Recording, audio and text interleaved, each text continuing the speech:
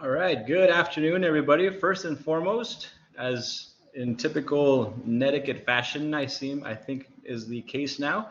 Can everybody hear me? Are we good? Big thumbs up. Excellent. All right.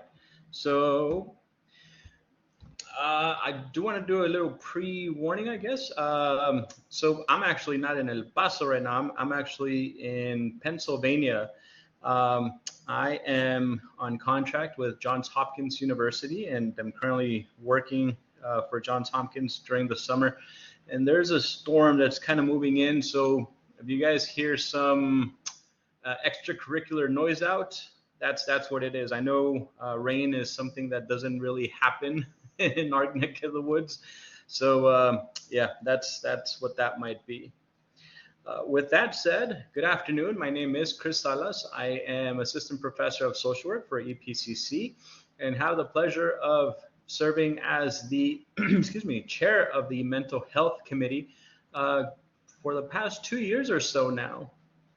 Our committee serves and works to bring awareness about mental health issues that affect not only our students at EPCC, but our faculty and staff, and work tirelessly to make sure that we have the resources available for, again, all three facets to succeed and, well, to stick with my title, to thrive within the college and beyond.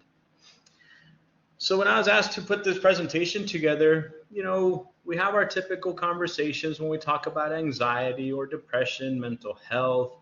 What is the mental health committee? The resources that are available for our students, faculty, and staff, not only at our campuses, but abroad in the community and such. But I felt that one of the things that we rarely talk about, well, at least maybe on our end, is everything from adapting to the college life and the college career to how do you survive it? And then ultimately, how do you thrive in it, right? How do you use that to your advantage to ensure that you are successful with that knowledge that you acquire, that degree that you get from our college? So before I move on with the presentation, I do want to make some acknowledgments. And first and foremost goes out to my fellow members of the El Paso Community College Mental Health Committee, simply for the great work that they do day in, day out. Even in the summer, man, we still have emails and meetings that we get together, where we get together, share ideas, and really talk about what are some of the things that need to be brought up to administration's view and ensure that these things, that these things are in their view and that are brought to their attention. And second, and last but not least, also the staff of not only the Office of Student Success, but the staff for Tejano Virtual Events, for always being gracious hosts and inviting us every semester and every once in a while to present to you all. All right. If you've ever been to any of my presentations in the past, I don't like really calling these learning objectives and outcomes and things of that nature. I call them my spoilers, and in essence, my spoiler alerts, because you get to see from the beginning if this presentation is something you really want to be a part of, which I hope you do, right?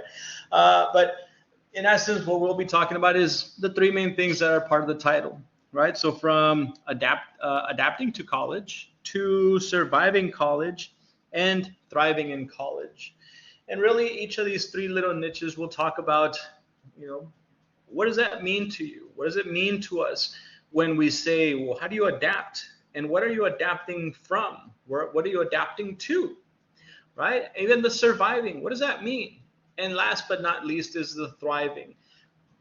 Like I mentioned, and not to steal my own thunder, no pun intended, but we obviously want everybody to leave the college with a degree, with a certificate, moving forward to a four-year institution if that is the path you have chosen. But ultimately, we really would like to see you thrive, not just outside of the college environment, but within the confines of your college tenure here with us at EPCC. All right, so let's start off with something simple, right? Well, hopefully, maybe, we'll see. What does it mean to adapt? When we say adapt, what does that mean to you all?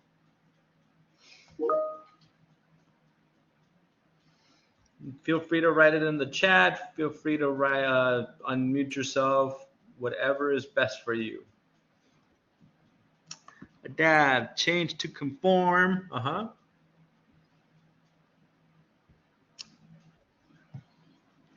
Being able to change to your situation, definitely. Yep, good one, Enrique. Anybody else?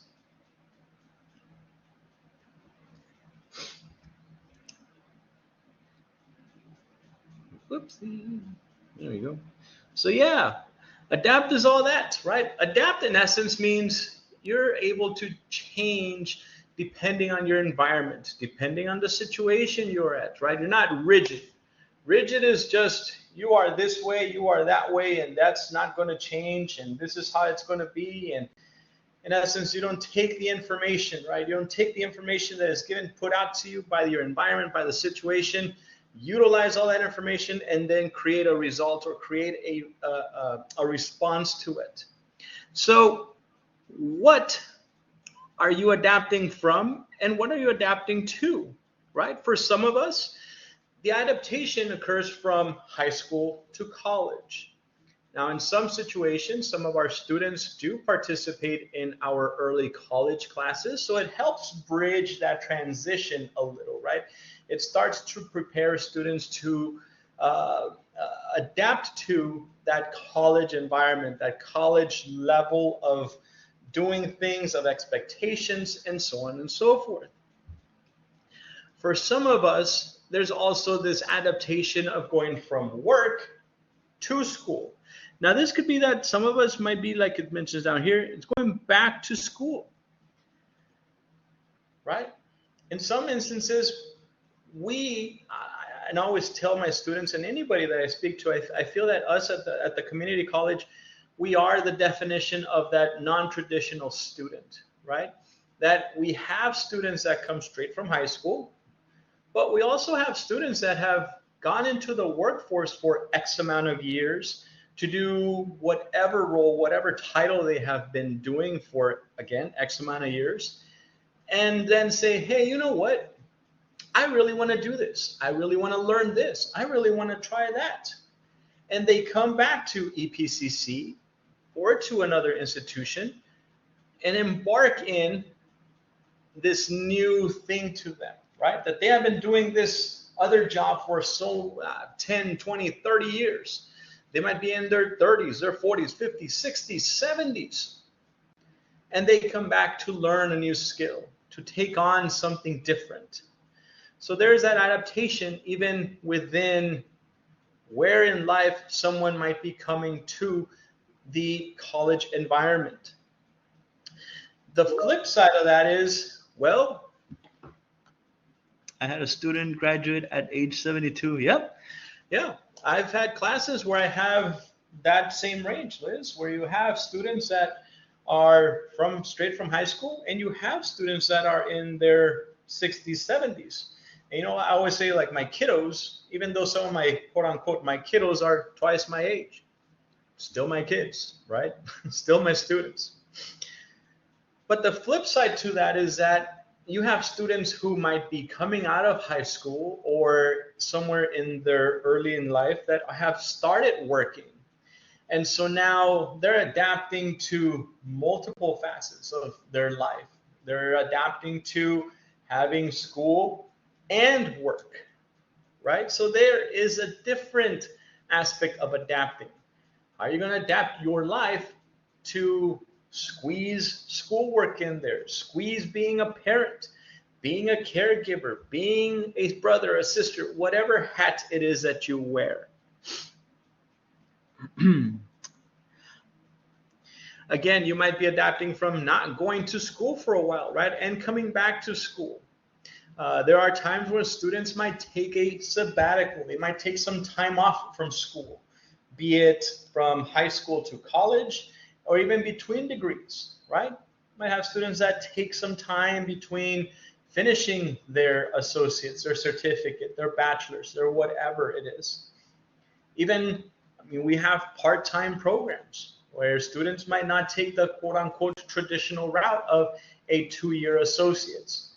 Might have students that will do some classes at EPCC and transfer to a 4-year institution.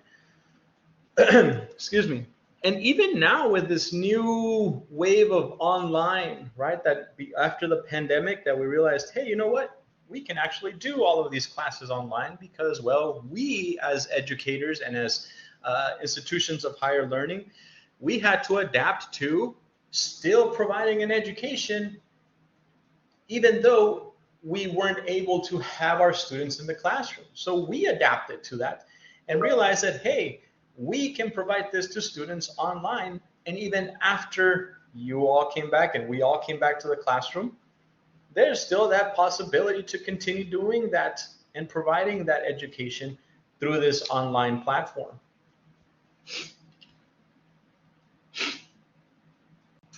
And again, this might be just some individuals that are adapting to furthering their education. Again, whether you're coming back to EPCC later on in your career, later on in your life, and you would like to learn a new skill, learn something new, or obtain a certification, maybe start fresh. I personally have had students that have been in sales, that have been in management, that have been in education, and say, you know what, I've always really wanted to help people, and this is a great time to help people. So I came back so I can get my degree in social work. Great. So as you can see, there are various and so many points of ingress. In other words, of where you start that adaptation. Where are you coming from, right? And where are you headed? So there is a level of adaptation at all aspects, from us as educators, from you as students, and even from staff and members of the college at large. We all adapt. We're always adjusting, right? You might think of it as it's an established entity, that this is how the college does it, to an extent. But we're always looking at seeing how we can adapt to the demographic of students that are coming to us for an education. And so know that we are doing our part, right? And I'm not saying you're not, but we also need to think, part of that is understanding where that adaptation is happening. Case in point, if you are a caregiver, a care provider, if you are the head of the household, if you work 8 to 5, if you work late, you have the swing shift, you have the graveyard shift. We should have, and we do, classes that are flexible. In other words, adapt to your schedule, right?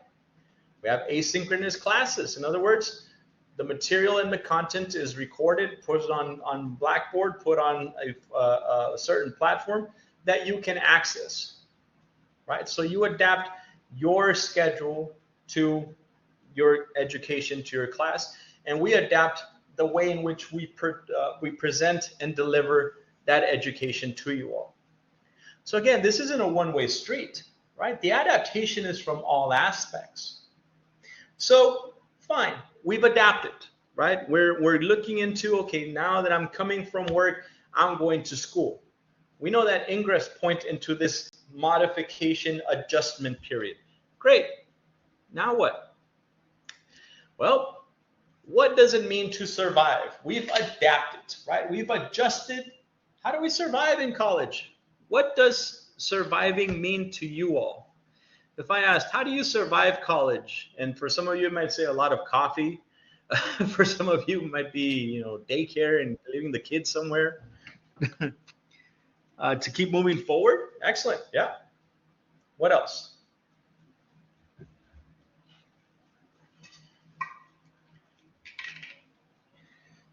Yep.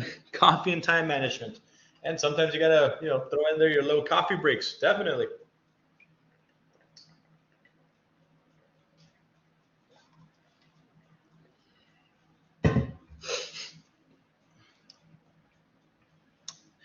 So sometimes for people, surviving means just keeping your head afloat, right? Staying above the water level. Keep paddling. I'm sure at some point or another, you all have seen that meme that has the duck, right? You have a duck on a lake, and the duck is just gliding effortlessly through the water. So we think you go and you go underneath the water, that duck's feet are going a million miles an hour. Okay, maybe not that fast, but you get the point, right? We adapted. We are seeing where we're modifying, we're changing. Great. How do we keep that going? That's a surviving part of the equation. Well, first and foremost, we need to acknowledge that there's a change, right? Coming to college is not something to take lightly. Not only is it a financial commitment, but it's a time commitment as well, right? You as students are sacrificing a lot of things to come back to or to be in college. And I think sometimes that is not acknowledged. What I mean by that is depending on where you might have come from, right? And we just talked about the adaptation component of this. Whether you came from high school, whether you came from work. Obviously, we can't equate the two. In other words, we can't put them at an equal playing field. We can't sit here and say, well, it's like high school, because it's not. Well, it's kind of like work. Well, it's not. It's its own thing, right? And when we acknowledge that, hey, this is something different, we can treat it as such. And instead of like, oh, well, I did this and this helped me over here. Well, it might have done and assisted you here, but this is a different beast, right? Case in point, when you're in grade school, right, K through 12, you have a ratio of, probably 1 to 20 something, 30 something students. You have report cards that go out either 6 weeks or 9 weeks, depending on your school district. You have a very defined time, as this class is from this time to this time every day. Or if you have your block schedule, it's this many hours in this class every other day. And there really isn't something as, well, you know what, this time, instead of doing this class is going to go do a lab over here, or we don't have to meet today. We will be doing this instead. Meet with your groups outside of class. No, you got to go to school. You got to show up at 8 whatever time in the morning and leave at 3 or something in the afternoon. That's structured. That's not the case at the college or university level, right? I remember one of my professors used to tell me, is like, y'all grown, you ain't children no more. It's your decision. Whether you come or you don't come, that's up to you, right? But know that there are going to be some consequences. And again, that's very bluntly put. Now, does every faculty member or does every person in the college echo that sentiment? Probably not. But it's something that's true. I mean, we can put it on our syllabi, we can put it on our code of conduct, we can put it on our expectations that you got to be in class. And yes, if you miss 3 classes, you can get dropped from the course, and we can assign percentage points or just points to attendance and participation. But it's still up to you, right? So acknowledging that there's a change it's like any other problem. You got to acknowledge that there's an issue. Not necessarily that this is a problem, but acknowledging that there's change. In some instances, people just state, well, I'm just going to do the bare minimum. And that's their definition of surviving, right? The syllabus says I just have to do this and this and this and this. That's what I'm going to do. That's why I got to write 6 sentences. I am going to write 6 sentences. They said that the minimum is 150 words. I'm going to write 150 words, maybe 151 if I'm feeling, sprucey. I have to do this many discussions. That's as many discussions as I need to do. And again, it's not being punitive, right? It's not being about, ooh, shame, shame, shame. No, I get it. It's going back to that adaptation, right? We also, as staff, and again, this conversation is about a two-way street. As faculty and staff, we sometimes need to put ourselves in students' shoes and say, you know what? I understand that my student is a mother, maybe a single mother, maybe a mother of three, maybe a mother of three with an infant that has one job, maybe has two part-time jobs, that mom and dad go back and forth, or that both parents split the duties at home. Plus, they are also taking care of extended family. Plus, they're both going to school. Plus, they're doing this. Plus, they're doing that. Believe me, we get it, right? It's something that we also understand and something that we also acknowledge. But that only happens when we do what I'll talk about here in a little bit. When we talk about the thriving, it's about communication, right? But I'll touch on that here in a little bit. In some instances, people start to develop, like Liz was talking about here, a little time management, right? And the time management might be at the basis or at its base level, where it's, okay, I'll make time for class. Going back to the bare minimum, right? I'll make time for class. Boom. But then we forget that there's another component to that: doing your work, doing your homework, any group assignments, any labs, any things that need to be done outside of the classroom. Well, but then that interferes with the other things that you have to do in your life. Again, understandably so.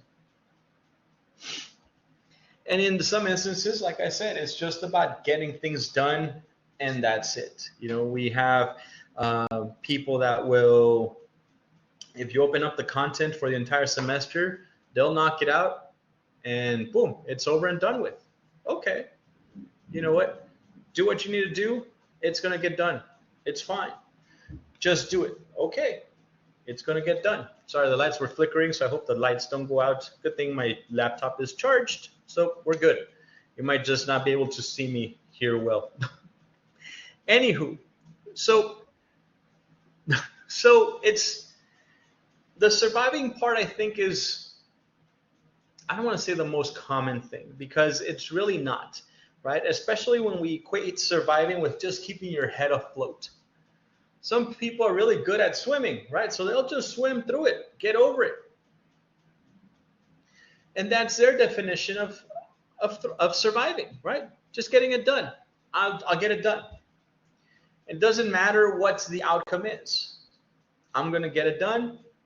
Boom. I got my degree. I got everything. You know what? That's great. I'm happy. We are happy for you guys. But what is that next level that is rather an important one? Well, that's thriving. So, just like we did for the other two terms, what is the definition of thriving? When I say thrive, or when I say I want you to thrive, we want you to thrive, what comes to mind? What do you all think of thriving? Getting ahead, do really well, success. Great, great, great, great answers. What else? What else? At least one more. Two more.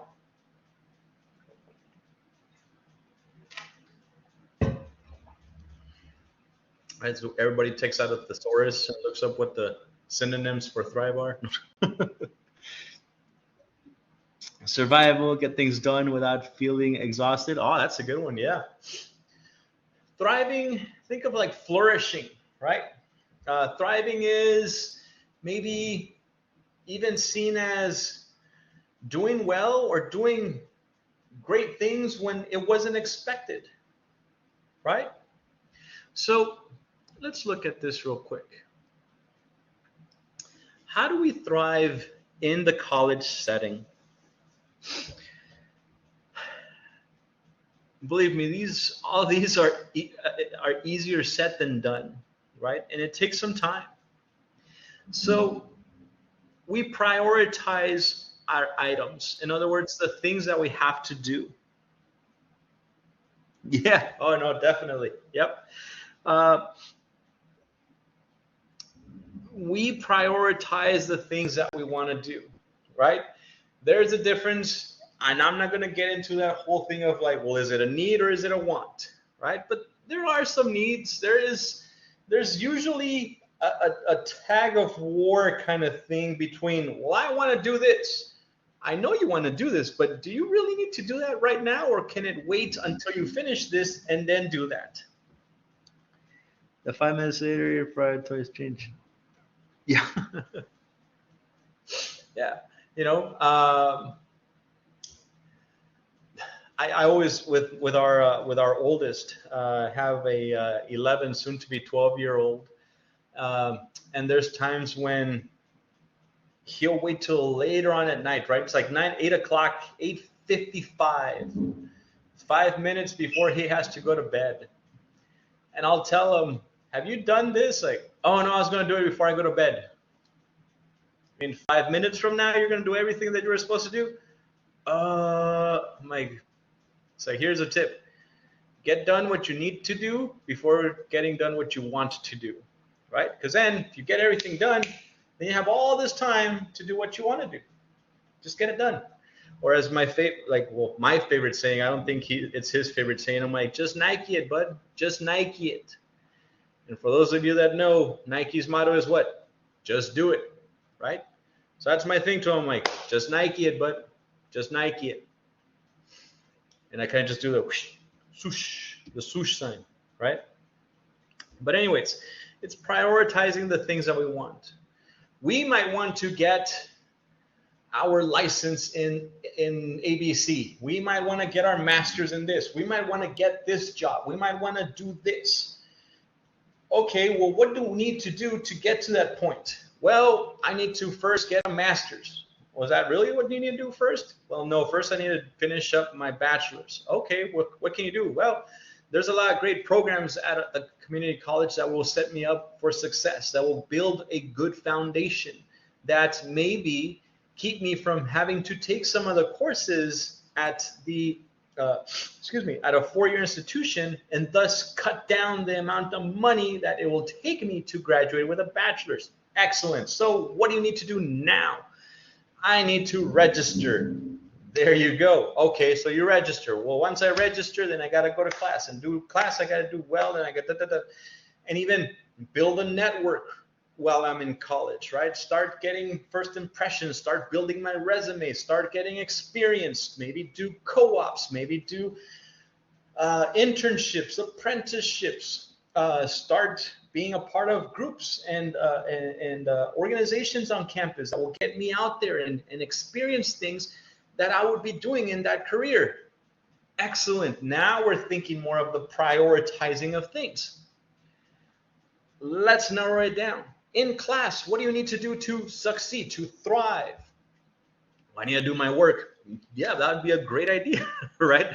Not being sarcastic. I always tell my students, I know I sound sarcastic, but that's when I'm trying to really emphasize something. I get really sarcastic sometimes, which probably isn't the best thing. But anywho, right? So do your work. What do you do? Well, you got to make time to do your work, right? Believe me, there's times when I'll be like, okay, I need to sit down and I need to knock this out. Oh, let me just send this text really quick. That text turns into sending a couple of texts. And then like, oh, I didn't send that email. Oh, I got to send that email. Oh, so-and-so replied. Ha, ha, ha, send this, do that, do whatever. 20 minutes later, I'm like, oh, I didn't even get started with this, but now I got to go do something else. And then that just gets lost in the weeds, right? We prioritize and we sit down and buckle down and do what we need to do. Bam, boom, right there. Manage, manage our time effectively. We can set time to do everything, right? I can sit down in the morning and be like, all right, from 8 to 9, I'm going to do this. From 9 to 10, this, da, da, da, da, da, da, da, da. But it could be 8 o'clock and I'm like, let's see, I'm going to do this. I'm not being efficient with my time, right? Let's see. That is hard doing the things we have to do instead of. Yeah, the most definitely. Yep. No, I agree with you all. It is much easier to do what we want than what we need, right? Um, 2 days ago, I set my alarm for 6:45 while I'm here because myself and some of the other staff members will go to the gym here at the campus at Ursinus College here in Collegeville, Pennsylvania, where we're staying, and we'll go work out at 7 o'clock in the morning. Man, it was 6:40. My alarm went off, and I was just laying in bed going, "Oh, what excuse can I come up with to not to go today?" And it got to about 6:40, and I'm like, you know what? Just roll over, man. Just go, just go, just go, just go, just get up. And it wasn't until like I literally rolled over and set up that I'm like, all right, it's that first step that's the hardest. I mean, because you can sit down, lay there, do whatever, and you can come up with any excuse possible not to do what you need to do, right? And every excuse possible to do what you want to do. But our brain is, man, we will trick ourselves into doing things. Whew. Yeah, that should be our next presentation there. Just out of curiosity, the needs versus wants. That should be a good one. Sorry, talk about using my time effectively. uh, but manage your time, right? Set aside time when you know that you can sit down and do something, and find a place when you do so. I can't do stuff at my house because I know that if I sit down and start doing work at home, I can get up and go somewhere where I am more comfortable, where I know that if I'm walking, I'm like, oh, you know what? I didn't do the dishes this morning. Start doing the dishes. Next thing I know, I start going and doing little odd ends here and there around the house. Next thing you know, it's 3 o'clock in the afternoon. I gotta go pick up the baby. Everybody gets home. I didn't do what I needed to do. So I need to find a place and do things where I know I'm going to be focused, where I know I'm going to be doing what I need to do. And that's using my time effectively. Does that mean I need to drive from my house to the community college to my office so that I can be in my office and knock things out? Sometimes, because there's some times where even in my office, I get distracted by other things, right? So find and do what you need to do with the time that you have allocated. At the end of the day, we only have 24 hours, right? Um, there you go. Tutoring centers open 8 to 5. Next, communication, communication, communication. We can't thrive. Well, let me rephrase that. It's easier to thrive when you have assistance, which moves on to the next one, but it really coincides. With my students, I don't like to be, I'm not being metiche, right? I'm not being nosy. I don't want to know who, Panchito did this to Juanita. No, no, no, no, no. That's not what I want to know.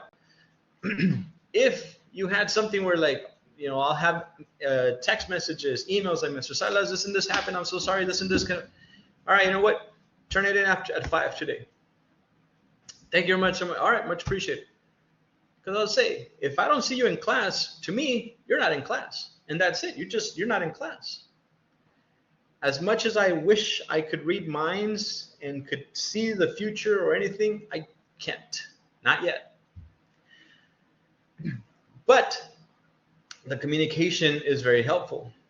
I also warn my students to be very careful with how they can potentially abuse that, right? We got to be realistic. Has there been times where, the poor abuelita has died 3-4 times in a span of one semester? Yes. And then it reflects on, no, it was due at 11, right? But because you're put in that predicament. Anywho, communicate things to your faculty. You'd be surprised how we actually enjoy talking to our students.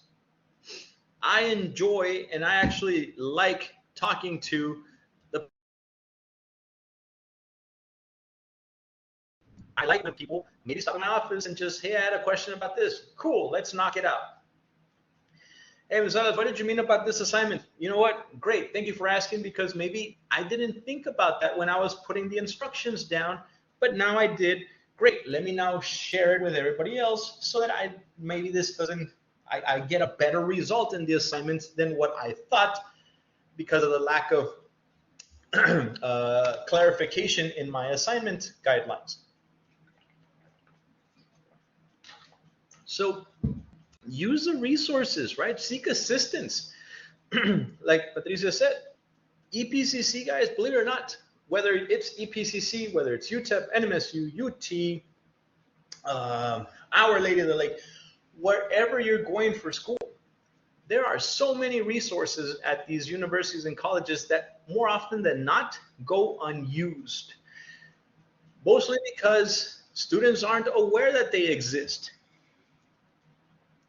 So, and even some of these individuals will bend over backwards to assist you. Having things that are online, like the tutoring center, having office hours that are virtual for faculty members. I'll be times where I'll say, hey guys, I have virtual hours every Wednesday from 12 to 1. And I'll hurry, boom, go on Blackboard, leave Blackboard while I'm doing something else. No one shows up. 3 days later, 4 days, a week later, people are like, oh, you know what? I didn't understand what you meant by this. And you could have, oh, well, yeah, sorry, I forgot. Okay. But that's what we're here for, right? We're here to help. We're not on this ivory tower that, oh, you cannot talk to me. I am a professor. I am the so-and-so. No. We've all been there, right? We are all on the same line, but on different points on that line. Tell my students, Mike, when you guys talk to me, you're like, wow, you've done so much. You guys are getting there. I'm just over here. I'm ahead on that line. You guys are over here. You'll get there, right? How long it takes you, that's up to you. We're all on the same line. We're just on different points in that same line, right? We've been here before. I've been on the other side of this screen, right? So it's in reality, most of this comes from personal experience of like, wow, you know what? This really helped me. So ask for assistance, seek out assistance. Believe me, it is not a sign of weakness. We will not look at you guys any different. If anything, faculty would go like, wow, you know what? Thank you for coming up and asking me for that. Hey, you know what? That's a great point. Or, man, you know what? I've had 3 or 4 people come and ask me about the same thing. Maybe I didn't do such a great job explaining it. Let me bring it up next time. Let me send out an email clarifying this. So believe me, guys, it is not something that there might be 1 or 2 people that might disagree with me, but the majority of faculty and staff, we're here for that, right? It doesn't end from 1 to 2:20 or 11 to 11:50. It's not like you have this time to talk to me. After this, you're on your own. Not at all. We want to make sure you guys succeed. Take advantage of resources. Like I said, so many great resources available at all of our campuses. One of the things that even as a mental health committee that we've been working on is bringing mental health services to all of our campuses, something that is so far ahead now. We this past March hired our first clinical provider that will be at the Valle Verde campus and will be doing some work throughout the entire district. But this dream that we once had that became a proposal is now coming a reality. And so that's going to be another resource that will be available to you all as students and for faculty, and even for our students that are in mental health and counseling. They will have a place where they can do their internships at. So again, we are providing the tools for you all to thrive. Are you using them?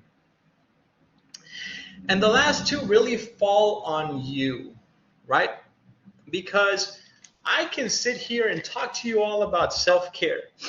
And self-care is something that I take that I don't take lightly because of my profession. But that doesn't mean that people outside of the mental health or any other type of counseling and such should not practice. We all should have an activity, something that will help us decompress and relax, right? Get our mind away from things and just be able to recharge. For me, it's Legos.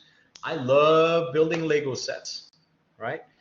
It's a rather expensive hobby, especially when you get older and, 100-piece set lasts you, 2 minutes. I need the bigger sets that, unfortunately, now as a dad and, well, as a father of a 2-year-old, I really don't get time to do. A set that would take me 2 days to build now takes me like 2 years to build. I still have 2 boxes that I haven't opened. But anywho, enough about my dilemmas. Whether you recharge by being around people or recharging by being and taking time by yourself. Know what that is. Know how you recharge. Know how you recharge your own batteries, right? And some people are like, whoa, I can't get away. But you can. I'm a social worker. That's my career. That's my profession, right? I'm an educator, but I'm a social worker first. And that first word is social. That means I'm out and about, right? With people, talking to people, always with people. But I recharge by myself. And so at night, when my wife and the kiddos and everybody falls asleep, I'll sit down and sometimes I'll just sit in the couch, lights on, and I'll just sit in the couch, maybe on my phone, maybe watching a show on TV. And half of the time I'm not even watching. I'm kind of just like letting my mind just go wherever it needs to go, do whatever, think about stuff. And that's how I recharge sometimes, But do you all know what that activity is? Do you know how you recharge? And if not, this would be a great little exercise for you all to do, to just be like, how do I recharge? How do I recharge my batteries? Are there any activities that I enjoy to do either with other people or by myself that get me like, yeah, man, I'm good, let's go. Whether that's exercise, whether it's playing video games, Legos, reading a book, cooking. My wife loves to cook, right? And that's how she recharges. She recharges by being around a lot of people. I don't mind it, but as they say in Spanish, se engenta uno, right? Like you get too, just like, was there's too many people? Like you're like, oh, okay, I need to go over here. Which is weird for a social worker, but hey, we are who we are. But does that make sense? I don't want to leave this particular section without checking in on everybody and making sure that this makes sense, especially that self-care and the recharging component of it. Does that make sense?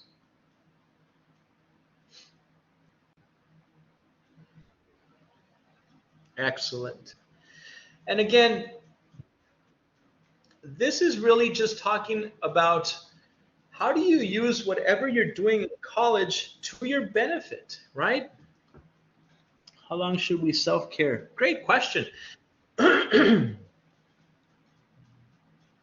That's really a you question, right? Because it can really go both ways, right? If you, like me, for example, if I say I recharge by being alone, but then I isolate myself, well, that can go downhill kind of quickly, right? So I would say find something that you enjoy doing it and maybe practice it 3 days out of the week, maybe for 20, 30 minutes. Again, depending on how much time you are able to carve out.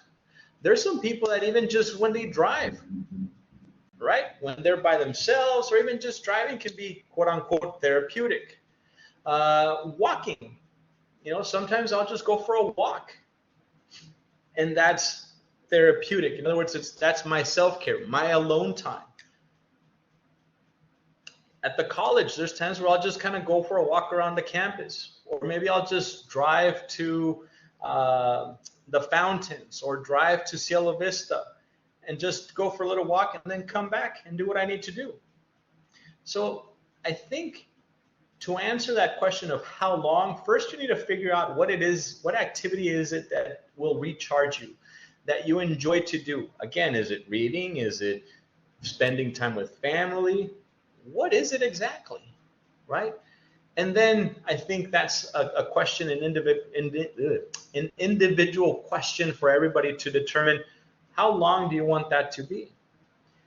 But then be realistic about it. You know, can you spend 2 hours a day doing this what you like? Well, for some people, yes. For some people, no. For some is, you know what, I'm just going to take a quick 5-minute break. Just go out, just stretch, walk around, and then come back. If you just need to detach from something really quick and then come back, hey, more power to you. You know what it is that you need to do. And then we get into the whole thing of like, well, is it the quantity over the quality, or is it really quality over quantity? Are we talking more of like, well, I did this for 10 minutes, where I did this for a matter of 2 minutes, but I feel great afterwards, right? So which one?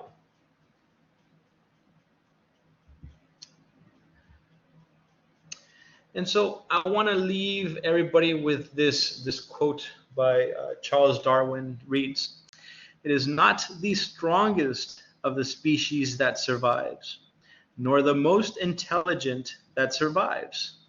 It is the one that is the most adaptable to change," right? And obviously we know Darwin for the Darwin theory of evolution, right? That its essence, you adapt. We all have adapted, sorry, as time progresses. But think about it, right? If we as students, as faculty, as educators, as XYZ, if we were set in our ways and this is how we're going to do it and da da da da da da, we really wouldn't be adaptable. We wouldn't be able to flex and do things according to the situations, and we would find ourselves in many more messes than in solutions or areas of growth, right? So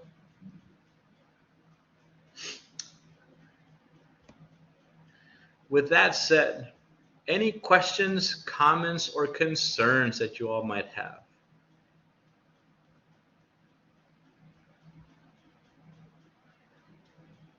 Or even just stories, maybe things that you would like to share with others about things that you have done, maybe things that you have experienced, examples of things that I might have touched on or not have touched on that you would like to share with everybody.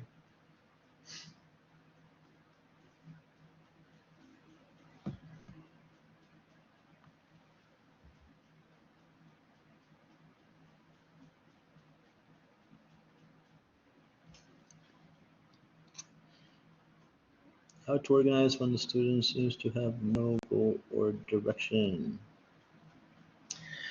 All right, Carlos. So give me a little bit more information. So let me just read it out loud again. So how to organize when the student seems to have no goals or direction. Can you give me a little bit more just so I am aware, I can kind of center my answer a little bit more?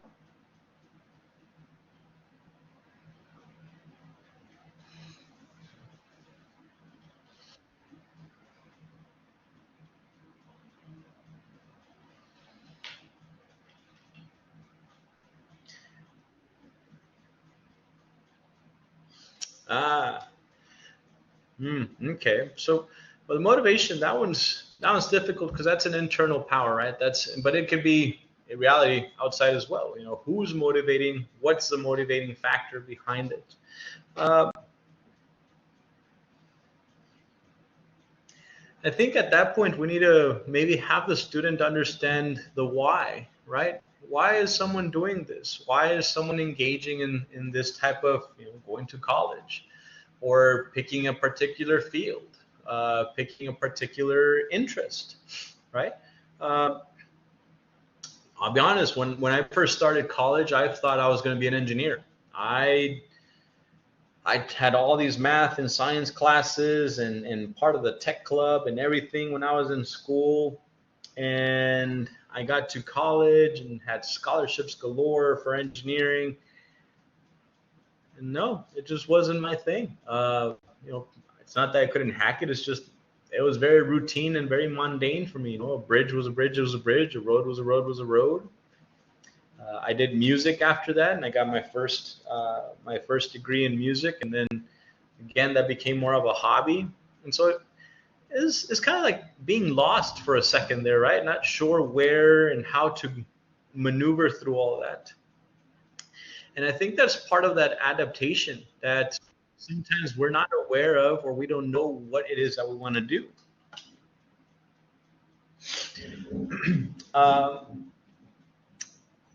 I think what happened in my case, and again, not to make it about me, was I really started to listen to those people I trusted.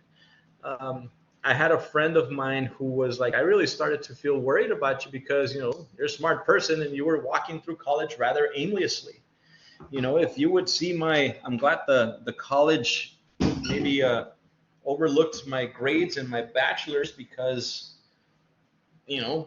they weren't the greatest, right? But once I found my niche and once I found what I really wanted to do, man, I took off. And so I think sometimes it's not necessarily finding the motivation, but just listening to ourselves and seeing what is it that you want to do, right? And I know it sounds like a cop-out answer, like, well, see what the student wants to do, but no, sometimes it's just having that conversation and being the sounding board for somebody, right? As I tell people for therapy, the reason why therapy is so beneficial is because if you ever had something that stays in your head and you think about it and you think about it and it ruminates in your mind so much, you can mold it however you want because it's in here, it's in your head. And so even when you're not thinking about it, it's being shaped and molded in whichever way your mind wants it to. But I'm sure that there's been many times, or well, maybe not many, but at least one time when anybody here has said something and goes, wow, that sounded better in my head than it did right now that I said it.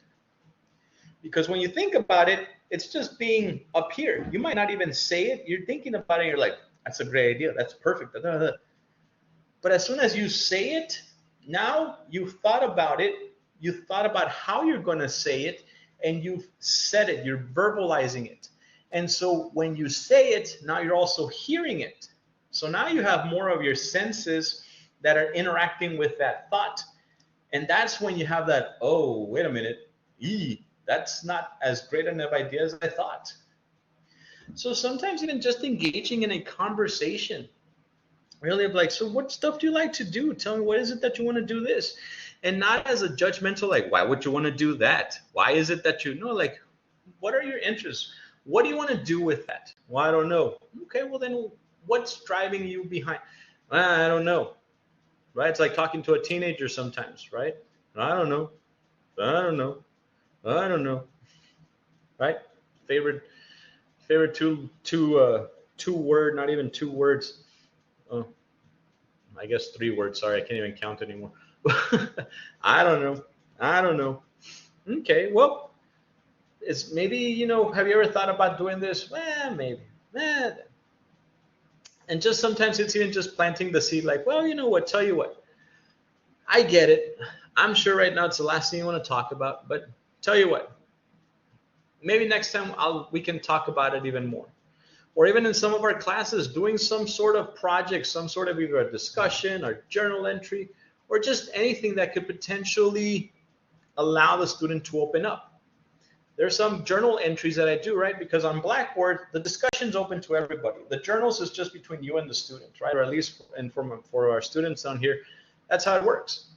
And sometimes for the more in-depth conversations that I have with my students or even online students, I'll do the journal entries so that I can say, hey, this is just between you and me. No one else is going to read this. This isn't about you read someone else's entry, you reply, da da da, that whole thing. No, no, we're not doing that. I want you to give it some thought. Go in as many shovels deep as you want. 1, 2, or 3 shovels deep. How deep of a conversation you want to have, that's up to you. And that sometimes helps and allows for those conversations to get beyond the, I don't know. But it's definitely, believe me, if I had the answer for that, that would encompass everybody's I don't knows, I probably wouldn't be teaching right now. I probably would. I just would have a little more on the savings and the checking accounts. With having written the book on the ultimate answer to the I don't knows. But again, if that's definitely a question that we can wood shop at another time if you're willing to have that conversation. And so with that, I know I don't want to push anybody, but I know we're at almost the 4 o'clock, the 2 hour, 2 o'clock time back home. And so I do want to make everybody aware that you are more than welcome to get a hold of me. I am out of the Valle Verde campus, A1102. You have my office number, N2469, and my email, which is csalas69@epcc.edu. Yep, there you go. Thank you. Yeah, it's shared on the chat. But again, I'm always willing and open to conversations. Up until probably August the 5th, I might not respond to emails on a rather prompt manner, but believe me, I am checking my emails probably at least twice or 3 times a week these next couple of weeks. And with that, I know I'm on the cusp of my time limit, so Patricia, all yours. Thank you, Mr. Salas. I would like to take a moment to thank Mr. Salas and the EPCC Mental Health Committee for yet another wonderful presentation. I would like to thank the audience for joining us today.